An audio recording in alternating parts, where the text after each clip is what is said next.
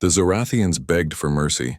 Then Earth's Dreadnought arrived to save them, but Captain Alexandra Wilson stood at the bridge of her ship, the EDF Guardian. Her eyes were fixed on the main screen.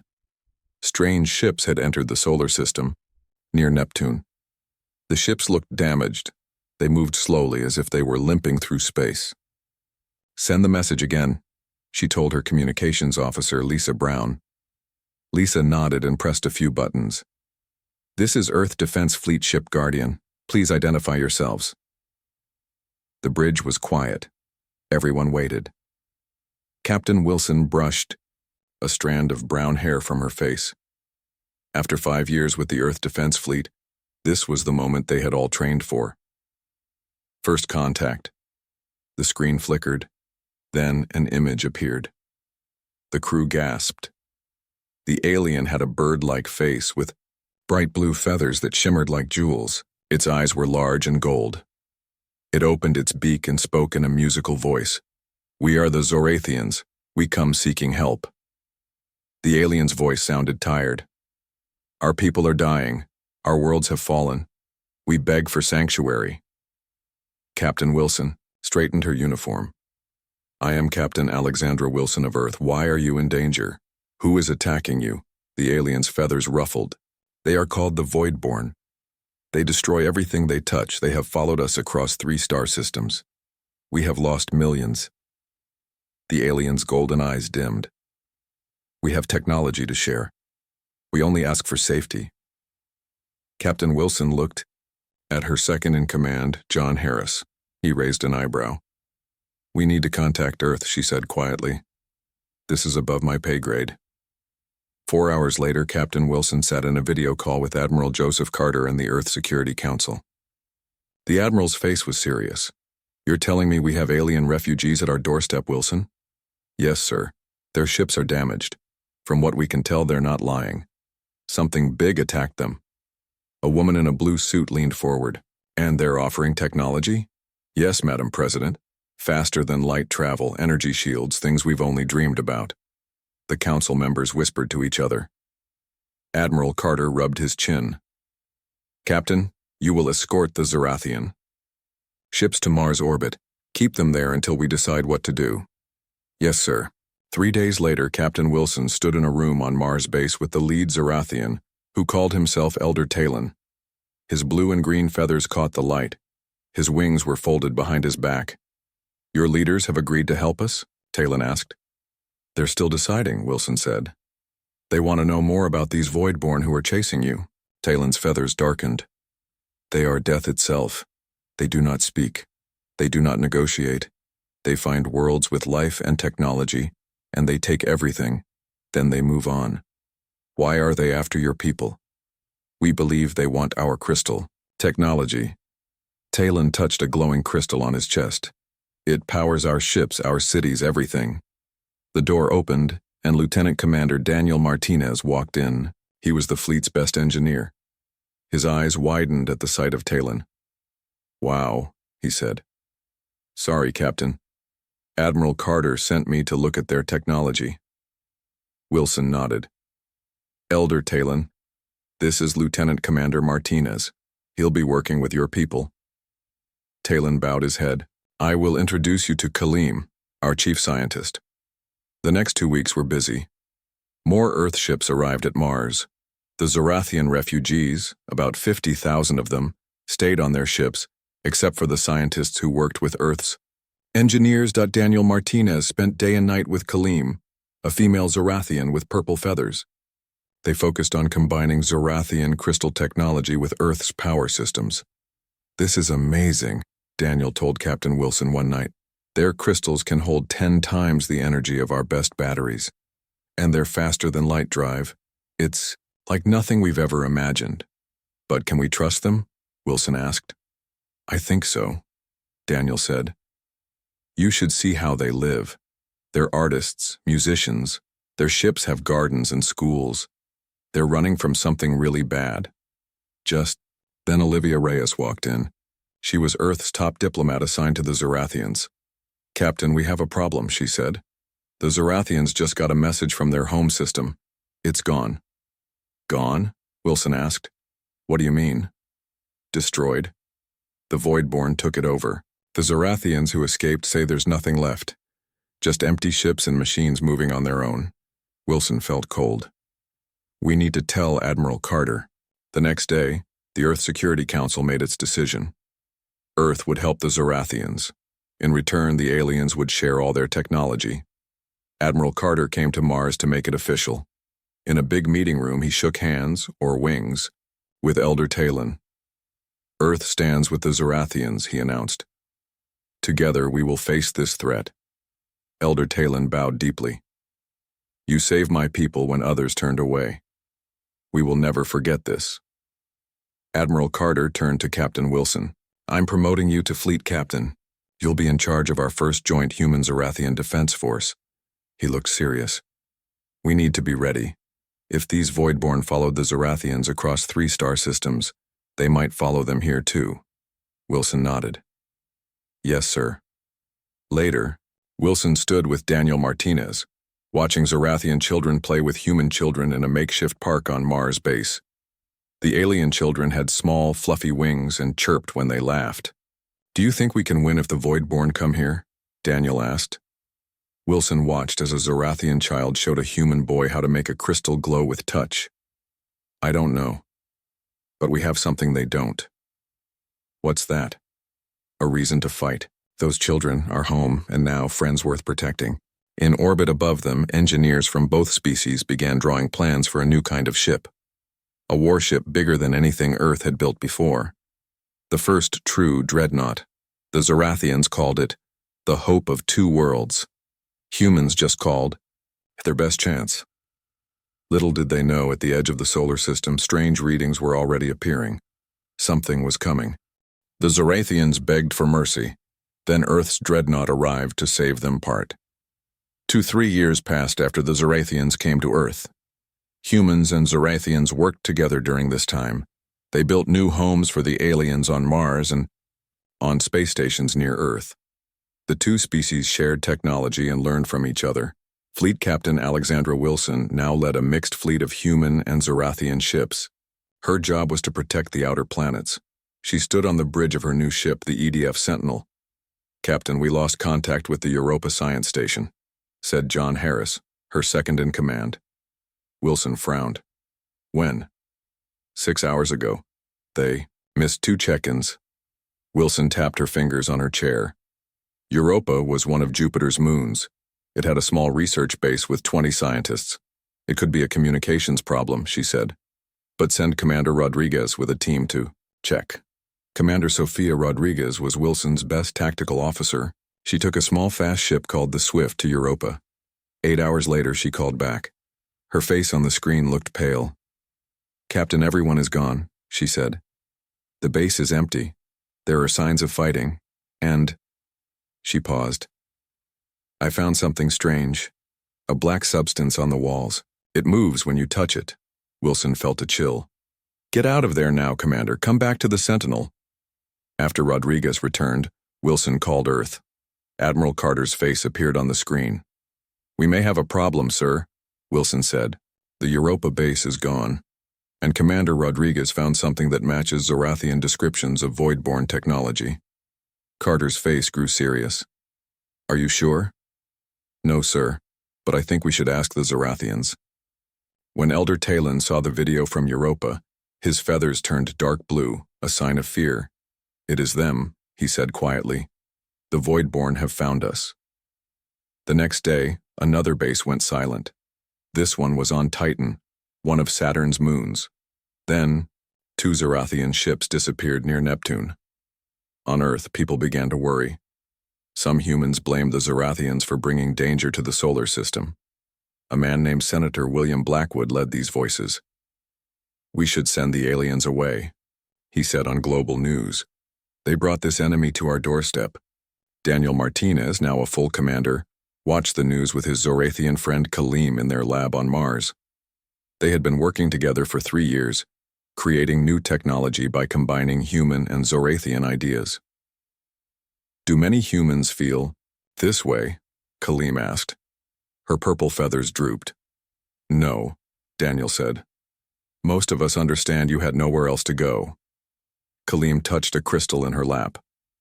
We are making progress on the new weapon. If it works, it could stop the Voidborn. Their weapon combines Zorathian crystals with human nuclear power. The crystals could focus energy in a new way. In theory, it could break apart Voidborn ships at the atomic level. Meanwhile, Olivia Reyes worked with Zorathian scholars. They translated old Zorathian books and records. One day she found something important. "Look at this," she told Captain Wilson during a video call. "These ancient texts show the Zorathians met the Voidborn before. Thousands of years ago." "What happened?" Wilson asked. "They fought them off, but at great cost. And the records say something strange, that the Voidborn are connected to each other. They share one mind." Wilson thought about this. "So if we could find and destroy this mind, we might stop all of them at once," Olivia finished. The attacks grew worse. A large Voidborn fleet destroyed the human base on Neptune. For the first time, Earth ships saw the enemy. The Voidborn ships were black and looked partly alive. They had no windows or doors. They moved in strange ways, as if they were swimming through space. Admiral Carter called an emergency meeting with Earth's leaders and the Zorathian elders. "We need a new strategy," he said. "Our current ships can't stand against their technology." Elder Talon stood up. His voice was sad but firm. "Perhaps we should leave your system. Draw the enemy away from Earth." The room went quiet. The Zorathians were offering to sacrifice themselves to save humans. Admiral Carter shook his head. "No. We stand together or we fall together." He turned to a screen showing plans for a new ship. "This is Project Nemesis, a dreadnought with the best of both our technologies. It will carry the weapon Commander Martinez and Kaleem are developing." The ship in the image was huge, 5 times bigger than any Earthship before. It had sections that looked human and others that had the crystal design of Zorathian ships. "Captain Wilson will command it," Carter said, "and we'll build it at the Mars shipyards, away from Earth." Building the Nemesis took 6 months. During this time, the Voidborn attacks continued. They took over several small bases and destroyed more ships. But they hadn't attacked Earth or Mars yet. Daniel and Kaleem worked day and night on the main weapon, the Sunforge cannon. It used giant crystals and nuclear power to create a beam that could tear through anything. Then came the day the Voidborn attacked Jupiter. Captain Wilson watched from Mars as the reports came in. The Voidborn had hundreds of ships. They surrounded Jupiter's moons where many humans and Zorathians lived. The alien refugees sent their ships to help evacuate people, but there were too many enemy vessels. Elder Talon sent a message to Earth. "We have brought this upon you. We will leave to draw them away. We beg your forgiveness." Wilson called Admiral Carter. "Sir, the Nemesis isn't ready. We need 2 more weeks." "We don't have 2 weeks," Carter said. "The Zorathians are planning to sacrifice themselves at Jupiter to buy us time." Wilson made a decision. "We'll launch now. The ship can fly and the main weapon is installed. We'll finish testing in space." Carter looked worried but nodded. "Who will you take? The crew training isn't complete." "Volunteers only," Wilson said. "I won't order anyone to come." She wasn't surprised when every crew member volunteered. She picked the best, including Commander Rodriguez as her second, Daniel and Kaleem for engineering, and a mix of human and Zorathian specialists. As they prepared to launch, Olivia Reyes sent a message. "I found more in the ancient texts. The Voidborn's shared mind is in their largest ship. Destroy it and you might stop them all." The Nemesis broke away from its dock, systems still being finished, crew working as they flew. Ahead of them, the Voidborn fleet surrounded Jupiter, and in the middle of the fight, Zorathian refugee ships faced the enemy, buying time for others to escape. Captain Wilson stood on the bridge of Earth's first dreadnought. "Take us in," she ordered, "full speed to Jupiter." The massive ship moved forward, toward the greatest battle humanity had ever faced. The Zorathians begged for mercy. Then Earth's dreadnought arrived to save them part. The Nemesis flew through space toward Jupiter. Inside the huge ship, the crew worked to finish systems that weren't ready yet. Red warning lights flashed on. "Many screens. Status report. Captain Wilson said as she looked at the main view screen. In the distance, she could see flashes of light around Jupiter. The battle had already started. Engines at 82%, Commander Rodriguez reported from her station. Shields at 65%. Main weapon is online, but not tested. Wilson nodded. How long until we reach the battle? 30 minutes, Captain. Wilson opened a channel to engineering. Martinez, how's the Sunforge cannon? Daniel Martinez wiped sweat from his forehead. He and Kaleem had been working non-stop since the ship launched. We think it will work, Captain, he said, but we haven't had time to test it properly. Beside him, Kaleem's purple feathers were dull with tiredness. The crystals should channel the energy correctly, she said, but we won't know for sure until we fire it. Wilson thanked them and closed the channel. She turned to Rodriguez. Begin battle preparations. All crew to stations. As they got closer to Jupiter, they could see the full battle. Hundreds of black void-born ships surrounded the Zorathian refugee fleet. The Zorathian ships formed a circle, protecting the civilian ships in the middle, but their shields were failing. Open a channel to Elder Talen's ship, Wilson ordered. Elder Talen's face appeared on screen. He looked shocked to see her. Captain Wilson, why are you here? You must leave. The Voidborn are too strong. We're not leaving, Wilson said firmly. The Nemesis is here to help. Talen shook his head. Our shields will fail in minutes. We hope to buy enough time for Earth to prepare. Hold on just a little longer, Wilson said. We're coming in. She closed the channel and turned to her tactical officer. Scan the Voidborn fleet. Look for the largest ship. According to Olivia's research, that's where their shared mind will be. The officer worked quickly. Found it, Captain. It's behind the main attack group. Sending coordinates now. Wilson looked at the battle map. To reach the main Voidborn ship, they would have to cut through the entire enemy fleet. All hands, prepare for battle, she announced shipwide. Our mission is to reach and destroy the main Voidborn vessel. The Nemesis entered the edge of the battle. Smaller Voidborn ships turned to attack the newcomer. Shields holding, Rodriguez reported as enemy weapons hit them.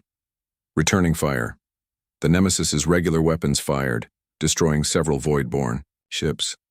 But more kept coming. There are too many, Rodriguez said.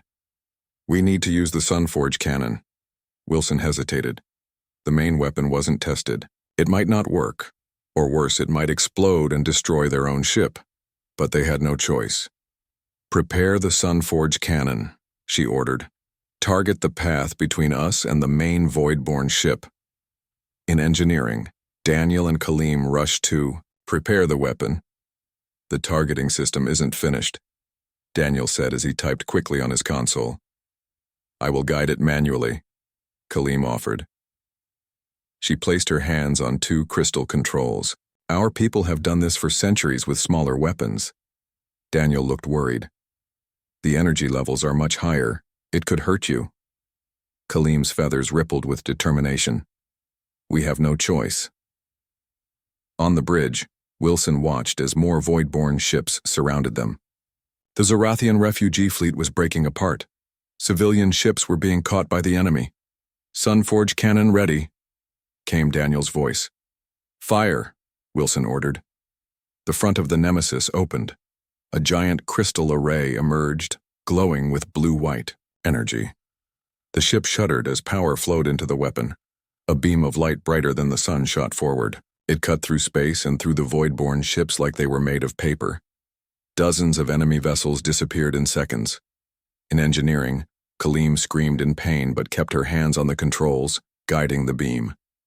Daniel stood beside her, helping her stay on her feet. The beam cut a path through the enemy fleet. Wilson could now see the main Voidborn ship. It was huge and shaped like a black spider with many legs. Engines full power, she ordered. Take us through the gap before it closes. The Nemesis flew forward through the path cleared by its weapon. Enemy ships tried to close in behind them, but the Zorathian fleet, seeing what was happening, moved to block them. Elder Talen is giving us cover, Rodriguez said in surprise. Wilson nodded. They understand what we're trying to do. They were almost at the main Voidborn ship when the enemy realized their plan. Black ships swarmed toward them from all directions. Shields. Failing, Rodriguez reported as hits rocked the ship. Hull breaches on decks 7 through 9. Then a new alarm sounded. Captain, we have boarders. Voidborn have entered the ship on multiple levels. Wilson grabbed her weapon. Security teams to all breach points. Rodriguez, you have the bridge. I'm going to engineering to protect the Sunforge cannon. She ran through corridors where crew members fought against strange black shapes. The Voidborn boarders looked like oil that moved on its own, forming into sharp weapons. When Wilson reached engineering, she found Martinez and a security team fighting off Voidborn that had broken through the wall. Kaleem was still at the crystal, controls trying to ready the cannon for another shot. We need one clear shot at the main ship, Wilson told Daniel as she fired her weapon at a Voidborn form. Daniel ducked as a black spike flew over his head. The cannon needs 2 minutes to recharge. We don't have 2 minutes, Wilson said. More boarders were coming through the breach. Then Wilson's communicator beeped. It was Rodriguez. Captain, the Zorathians are ramming the Voidborn ships to clear a path for us. They're sacrificing themselves. Wilson looked at a nearby screen. She could see Zorathian ships deliberately crashing into enemy vessels, pushing them away from the Nemesis. Elder Talen's voice came through the speakers. Captain Wilson, we will give you your shot. Do not waste it. Tears filled Wilson's eyes as she watched Zorathian ships explode. We won't waste it. Ready the cannon now. Daniel and Kaleem worked frantically at the controls. The Voidborn boarders were getting closer. Ready, Kaleem said weakly. Her feathers were gray with exhaustion. Fire, Wilson shouted. The ship shuddered. Again, as the Sunforge cannon fired a second time, the beam hit the main Voidborn ship directly. For a moment, nothing happened. Then the black vessel began to break apart, light pouring from cracks in its surface. Something strange happened next. All the Voidborn ships stopped moving. The boarders and engineering froze, then collapsed into puddles of black liquid. What's happening? Wilson asked. Daniel checked his readings. The shared mind. We destroyed it. On the bridge, Rodriguez reported. All Voidborn ships are drifting, Captain. They seem to be shutting down. Wilson returned to the bridge and opened a channel to the Zorathian fleet. Elder Talen, do you copy? There was static, then Talen's tired voice. I am here, Captain. Is it true? Have you destroyed the Voidborn? Their ships are dead in space, Wilson confirmed. I think we got them. A cheer went up from both human and Zorathian crews across the fleet. Wilson looked out at Jupiter where the battle was ending. Many ships were destroyed, both human and Zorathian. But they had won. Begin rescue operations, she ordered. Save everyone we can. As the Nemesis moved among the damaged ships, picking up survivors, Wilson thought about the cost of victory. The Zorathians had been willing to die for a people they had known for only 3 years, and humans had risked everything to save refugees from another world. Perhaps that was what made them different from the Voidborn. They valued life, all life, not just their own. The Nemesis turned back toward Mars, carrying survivors. Behind them, the dead Voidborn ships drifted in space. The BAME threat was over. Now the real work would begin, rebuilding what was lost and creating a true home for two peoples who had fought side by side. The Zorathians begged for mercy, then Earth's Dreadnought arrived to save them. Part 4. 2 weeks after the battle at Jupiter, the Nemesis docked at Mars. The great ship was damaged. Its hull had holes where Voidborn boarders had broken through. Its engines sputtered as it moved into position, but it had made it home. Captain Alexandra Wilson stood at the airlock as it opened. Admiral Joseph Carter waited on the other side with a group of officials. Welcome home, Captain, Carter said with a smile. You and your crew have done the impossible, Wilson saluted. Thank you, sir, but we lost many good people. Carter's smile faded. Yes, the Zorathians especially. Over half their fleet was destroyed. Wilson and her crew left the ship. Medical teams rushed past them to help the wounded still on board. Commander Sofia Rodriguez walked beside Wilson. She had a bandage on her arm where a Voidborn had cut her. What happens now? Rodriguez asked. First we rest, Wilson said. Then we rebuild. Later that day, Wilson visited the medical center. Daniel Martinez sat next to a bed where Kaleem lay. The Zorathian scientist's feathers were still gray. She had been badly hurt when she guided the Sun-forged cannon manually. Will she be okay? Wilson asked. Daniel looked up. There were dark circles under his eyes. He hadn't left Kaleem's side since they returned. The doctors think so, he said. She pushed herself too far with the cannon, but Zorathians are tough. Wilson put a hand on his shoulder. You both saved us. That cannon worked better than anyone hoped. Daniel shook his head. We got lucky.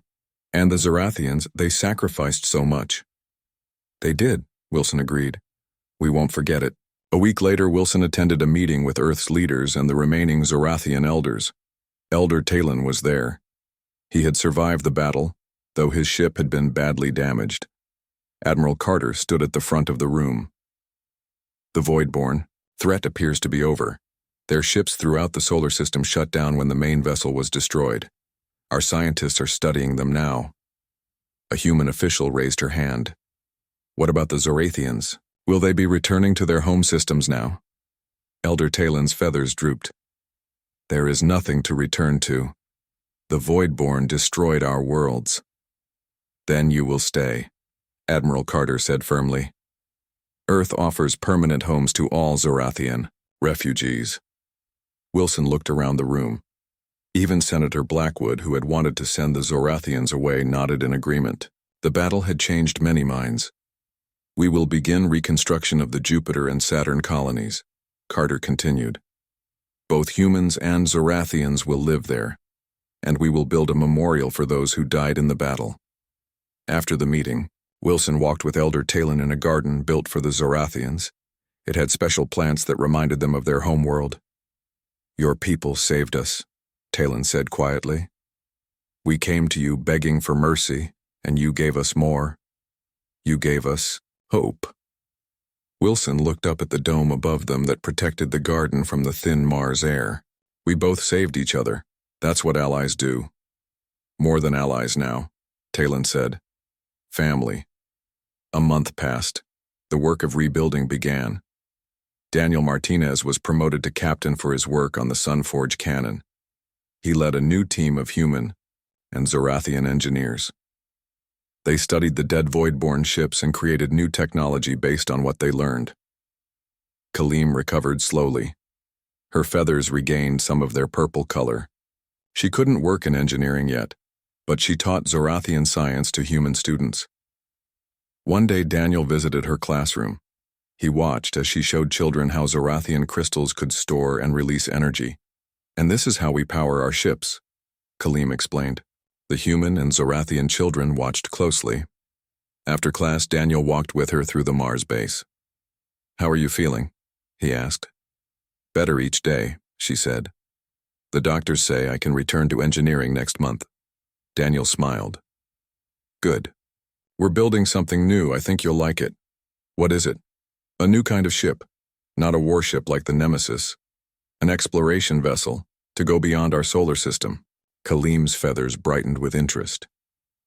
To find new worlds? Yes.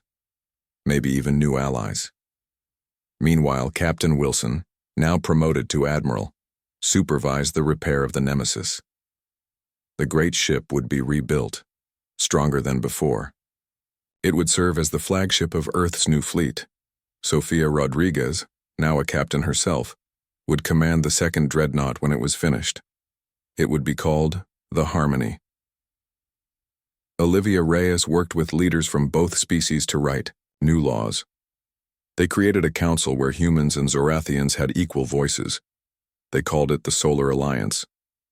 6 months after the battle, a ceremony was held on Mars. A monument was unveiled, showing a human hand and a Zorathian wing reaching for each other. The names of everyone who died in the battle were written at its base. Admiral Wilson stood with Elder Talon as people placed flowers and crystals at the monument. We detected something yesterday, Talon said quietly. At the edge of the solar system, Wilson tensed. Voidborn? No. Talon's feathers rippled with excitement. A signal. From another civilization. They saw our battle with the Voidborn. They want to talk. Wilson's eyes widened. Are they friendly? We think so. They sent music as their first message. The Voidborn would never do that. Wilson smiled. Then we should answer them. That night, a message was sent from Earth. It carried music, mathematics, and greetings in human and Zorathian languages. The first contact with a new species, not as desperate refugees or saviors, but as a united people reaching out from a position of strength. On the newly repaired Nemesis, Admiral Wilson stood on the bridge. The great ship would soon leave for the edge of the solar system. It would carry representatives from Earth and from the Zorathian people. Together they would meet this new civilization. Course laid in, Admiral, reported Captain Rodriguez, who would pilot the ship. Engineering. Ready? Called Daniel Martinez from his station. Beside him, Kaleem adjusted crystal controls with fully purple feathers.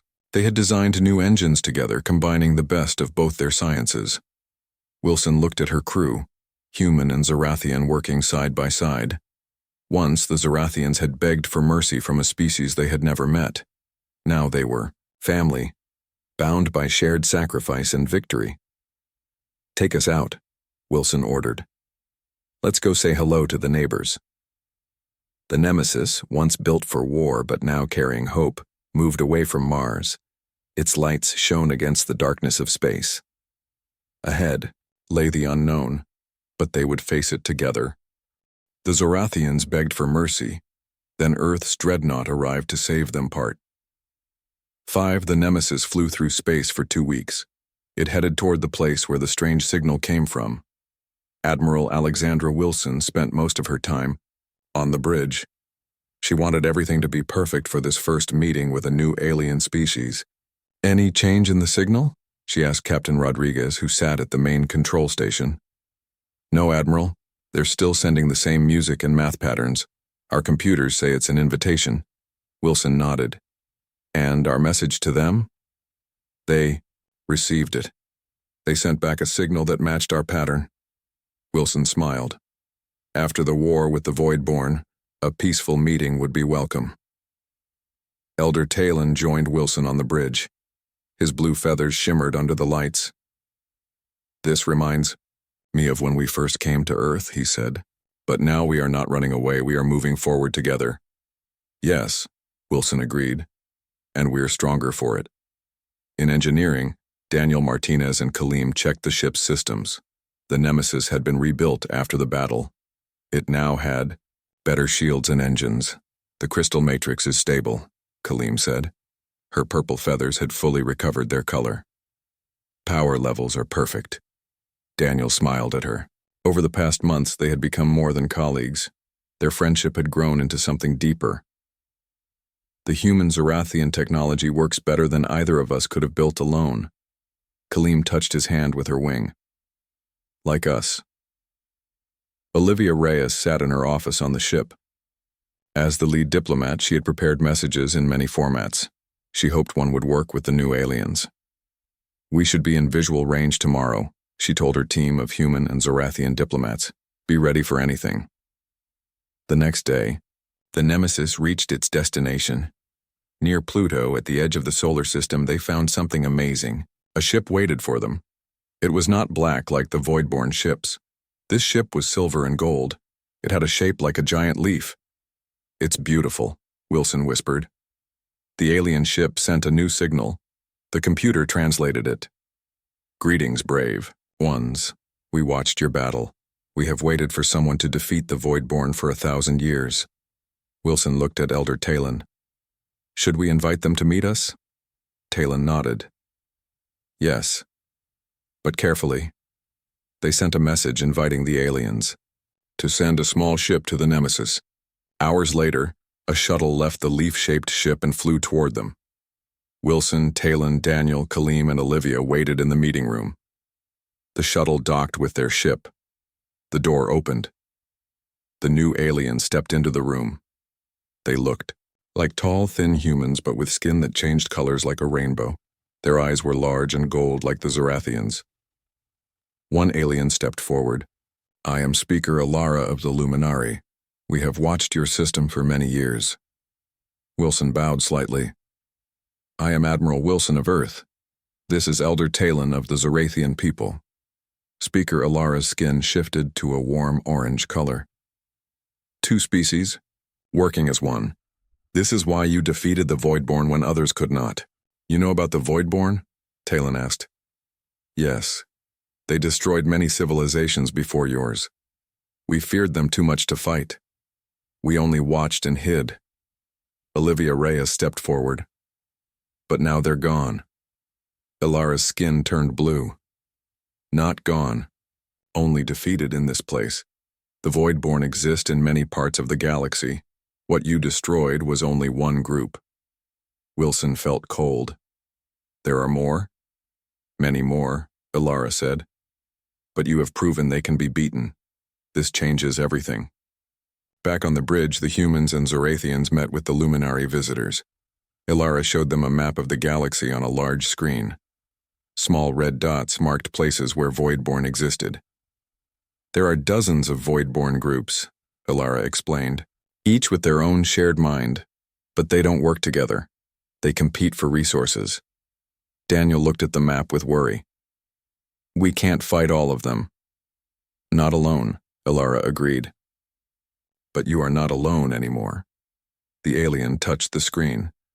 More dots appeared, these in different colors. "These are other civilizations hiding from the Voidborn. Some have been hiding for thousands of years. When they learn that the Voidborn can be defeated, they will join us." Talon's feathers rippled with excitement. "An alliance of many species?" "Yes," Alara said. "Led by those who had the courage to fight first. Led by you." Wilson looked at Talon, then back at Alara. "We'll need to discuss this with our governments." "Of course," Alara said. "But know this, you have changed the future of the galaxy. Other species will come to you now. Some seeking help. Some offering it." 3 months later, Mars was a different place. The first meeting dome had been built. Representatives from 6 alien species gathered there, including humans, Zorathians, and Luminari. Each species had fought or hidden from the Voidborn. Now they planned to work together. Admiral Wilson stood with Elder Talon and Speaker Alara as they signed the first treaty of the Galactic Alliance. The treaty promised mutual defense and sharing of technology. "When we came to Earth," Talon said in his speech, "we were running away. We begged for mercy from strangers. Earth gave us more than mercy. Earth gave us courage." He looked at Wilson. "When our enemy cornered us at Jupiter, we were ready to die. Then Earth's Dreadnought arrived to save us. Not because they had to, but because that is who humans are. They fight for others." Wilson felt tears in her eyes. She remembered the battle, the sacrifices on both sides. After the ceremony, Wilson walked outside the dome with Daniel and Kaleem. Daniel now wore an admiral's uniform. He would command the next ship being built, a vessel designed to map the galaxy and find more allies. "Will you come with us?" Daniel asked Wilson. She shook her head. "No, I'm needed here to help build the alliance." She smiled. "Besides, you two make a good team. You don't need me looking over your shoulder." Kaleem's feathers shimmered with happiness. She and Daniel had formally joined their lives in a ceremony that mixed human and Zorathian traditions. Looking up at the stars, Wilson thought about how much had changed. 5 years ago, humans thought they were alone in the universe. Then the Zorathians arrived, desperate and afraid. Now Earth was the center of an alliance that might someday free the galaxy from fear. "We still have much to do," Talon said, joining them outside. "The Voidborn will not be easily defeated everywhere." "No," Wilson agreed, "but we won't face them alone." Above them, the stars seemed brighter somehow. In the Martian shipyards, new vessels were being built, ships designed by many species working together, ships of exploration and defense. The largest was already named. The builders called it Unity. It would carry representatives from all the Alliance species to the stars. Wilson remembered the day the Zorathians first appeared in the solar system.